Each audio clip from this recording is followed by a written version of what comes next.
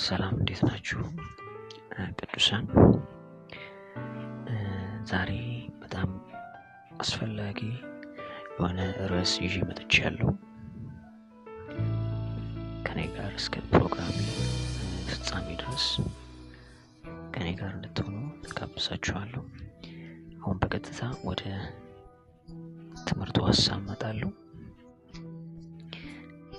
ርዕሱ እንደዚህ ይላል፣ የመነጠቅ ህይወትን መለማመድ። የመነጠቅ ህይወት ለህይወታችን እድገት አስተዋጽኦ አለው። ይህን ሀሳብ ሳነሳ ብዙዎቻችሁ ግር ሊላችሁ ይችላል። ግን መረዳት ያለባችሁ ነገር ጌታ አሁንም በስራ ላይ ነው። የሚፈልገውን ነገር ካገኘብን በእኛ መስራቱ ወይም መጠቀሙ አይቀርም። ምክንያቱም ፊት አይቶ አይደለም። ባለስልጣን ነህ፣ ዶክተር ነህ፣ ኢንጂነር ነህ፣ ሀብታም ነህ፣ ድሃ ነህ፣ ያልተማረ ነህ አይልም። እሱም ይመልስልን በቃሉ ነው። የቃሉ ብርሃን ከበራልን ደግሞ ማንም ሊያስቆመን አይችልም። ህይወታችን ማናውቀው ከፍታ ውስጥ ይገባል። ጌታን እያወቅነው እንመጣለን። ወደ ሀሳቤ ስመጣ የመነጠቅ ህይወት ለብዙ ክርስቲያን አስፈላጊ እንደሆነ አስባለሁ።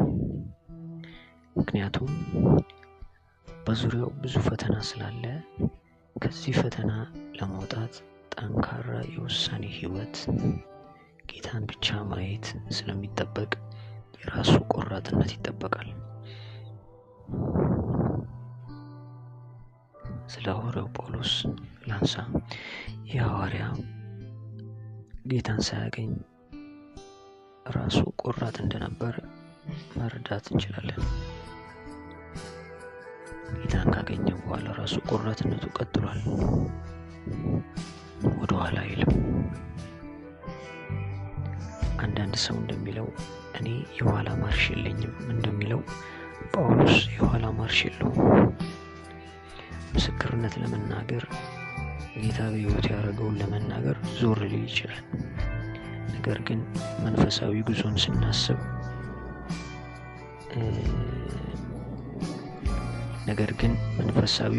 ሲያስብ ግን ወደ ኋላ አይልም። ወደፊት ዘረጋለሁ እንደውም እንዳያስኩ አልቆጥርም ብሏል። መንፈሳዊ ጉዞ ወደፊት የምንጓዘው ጉዞ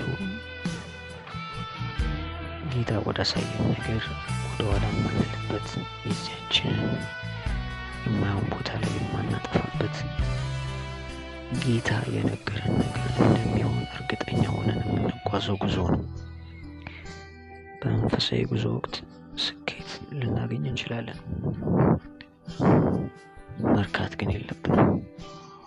ይልቅ እንዳያስኩ አልቆጥርም ብለን ለሚቀጥለው ስራ ራሳችንን ማዘጋጀት አለብን።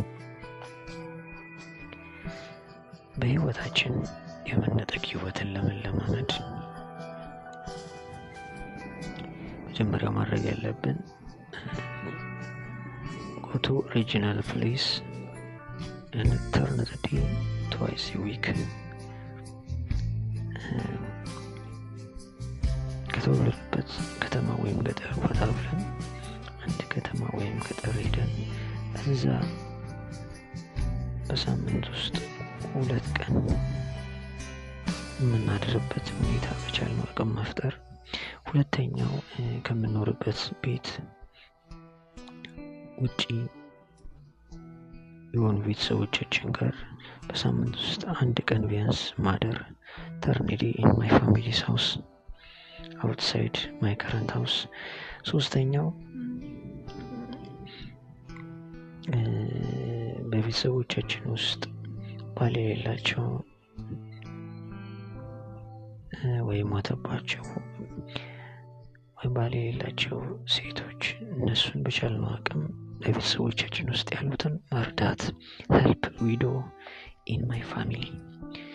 እነዚህ 3 ነገሮች ማለት ነውና go to regional place ያልኩት ሀሳብ ላይ ከተወለድንበት ቦታ ውጭ ያለ ከተማ ወይም ገጠር እዛ በሳምንት ውስጥ ብቻ አቅም 2 ጊዜ ማደር ብያለሁና አቅማችን በላይ ከሆነ ችግር የለውም። አቅም እያለን ከሆነ ግን ችግር አለው። እዚህ ነገር ላይ አሪፍ ለመሆን የመዝሙር ህይወታችን አሪፍ ሊሆን ይገባል።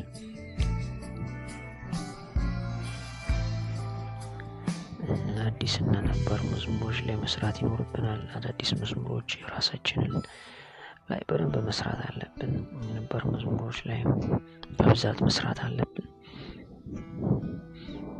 በዛ አድርገን መስራት አለብን። እንግዲህ እነዚህ ነገሮች ላይ አሪፍ እንሆናለን። ከዛ ውጪ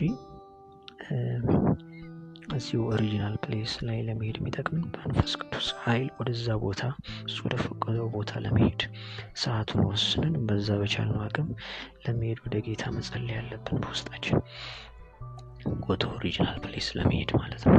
አውትሳይድ ቦርን ፕሌስ። ሁለተኛው ጎቶ ፋሚሊስ ሃውስ።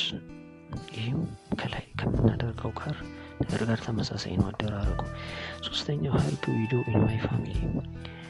ቅድም እንዳልኩት ዊዶ ባል የሌላት ወይም ባል የሞተባት በፋሚሊያችን ካለ እንደ መንፈስ ቅዱስ ፈቃድ እሱ በፈቀደው መንገድ እሱ በፈቀደው ጊዜ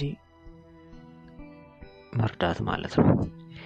እንግዲህ እነዚህን ነገሮች በምናደርግበት ጊዜ 3 ነገሮችን ማሰብ አለብን። የመጀመሪያው የኔ ሁኔታ እንዴት ነው?